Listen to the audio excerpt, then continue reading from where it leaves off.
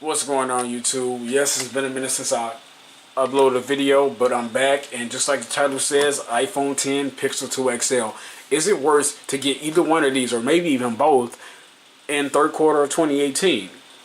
Well, the answer is yes and no, because, well, you're getting the newer generations coming out in less than 3 months. Pixel 3, October, the next iPhones next month. Both are still expensive, $999 starting 64 gig, $849 starting 64 gig. I got the 128 gig versions, which is $100 more. So very expensive phones. And if you was to ask me which one to be worth it the most, the price, I would probably say the iPhone 10 specifically because of the processor. I know, it don't mean anything on paper. It all, depends on the real world speed test. But still, you can't tell me that the processor isn't efficient. The A11 Bionic, if cutting through a 4K video, like what, I think a minute or a minute and a half more than faster than Snapdragon 845, which that's just that. It could be a different coding thing. I don't know. I stand by Android because I love Android. I'm an Android guy, but I have to give Apple credit where credit is due. And Apple gets credit in a lot of different things, which is what I'll go over. I actually just got this Pixel.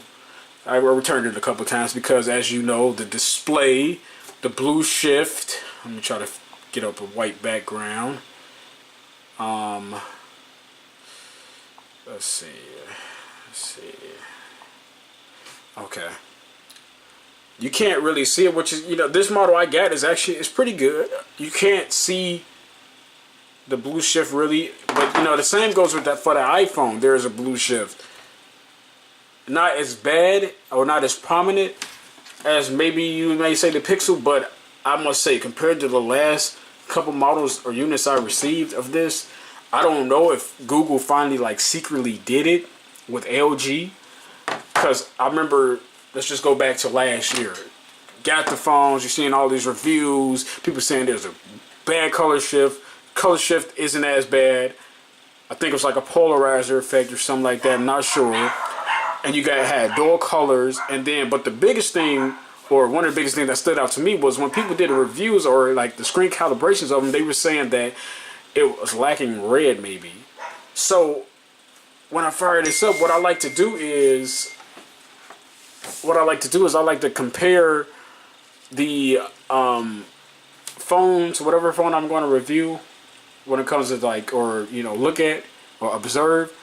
I go to the iPhone and I compare with that, the screen technology, because I know it may not be the scientific way, but when it comes to screen calibrations and all that, Apple is just top notch.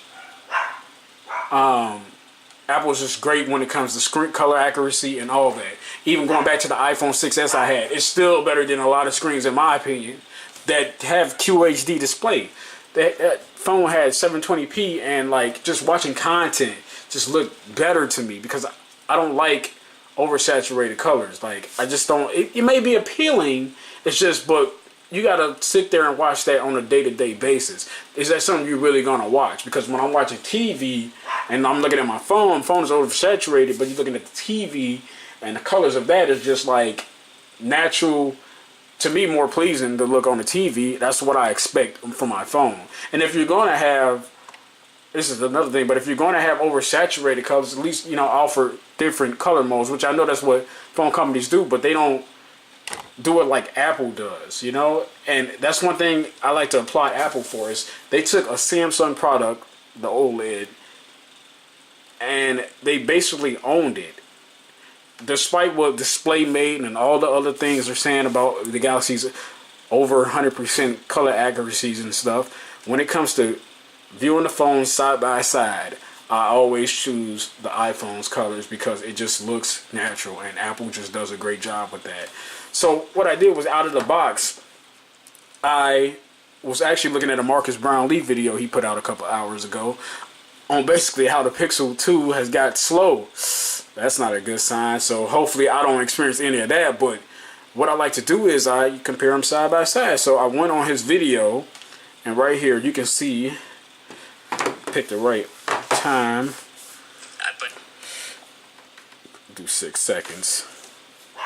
Baby title. Okay, now from what I'm seeing, the reds on the Pixel 2 XL look better than the iPhone. Cause this actually look more natural, more red. I don't know if the camera can pick it up because it's not a very good camera, but this actually looks more red, like red's supposed to be, than this. I can't describe what this looks like. This still looks very great, but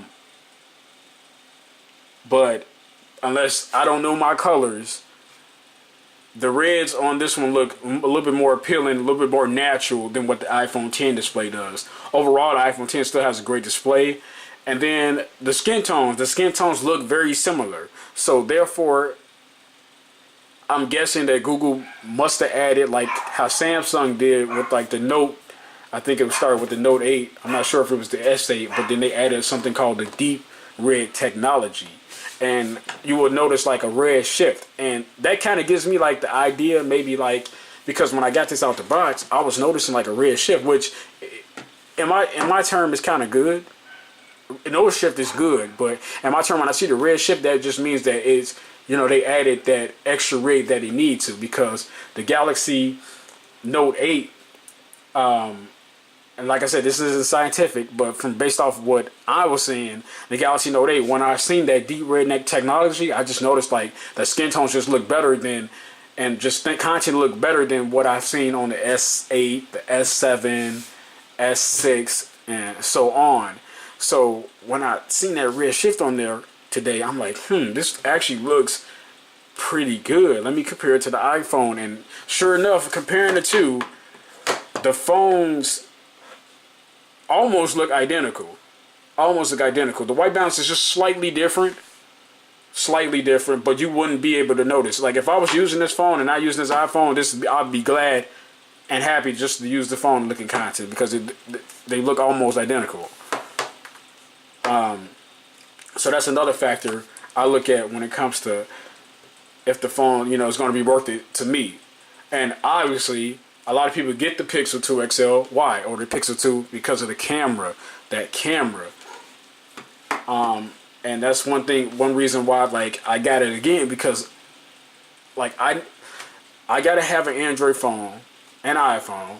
I gotta have an Android phone, but I can't have an Android phone and have a crappy camera. Like the Note, like the Galaxy series. The rear cameras aren't bad, but like when it comes to the front cameras and other little things like that skin softening, I don't like that. It just doesn't look appealing to me. If you're going to add that on the phone, okay, at least I know they had an option to take it off, but they need to take it off completely, because even when you take off beauty mode on the Galaxy phones, it still has that slight beauty effect. Some people like that, but when you get phones like the Google Pixel or the iPhone, then you tend to get spoiled and be like, oh my goodness, what's going on with that camera?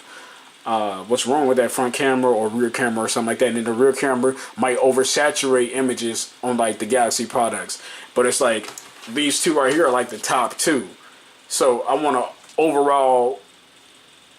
all in one basically, which is why I'm always drawing back to go to the iPhone. And the reason why I don't stick with the iPhone like I should, or like I would like to, maybe, is because iOS is just boring to me. Android, this is all about customization. Actually, I'm more of an Android fan than I am an iPhone fan. I just happen to use the iPhone 10. iOS is just plain out boring. And Apple, I don't think Apple will ever allow you to be able to customize your phone. I just don't think they're going to do it, because it's just a closed ecosystem, whereas this is an open ecosystem. This is more like Mac products, and then this is more like PC. I only played on the Mac, but I never owned a Mac, so I wouldn't really know. But in a sense, that I'm guessing this, it's all Apple, so I'm guessing it's similar. Yes, you got iMessage, FaceTime, which those features is just what really draw the users back from if they switch over to Android to iOS. If they was to switch to Android and they want to come back to iOS, that's really what draws the users back. It's just the software and iMessage and FaceTime.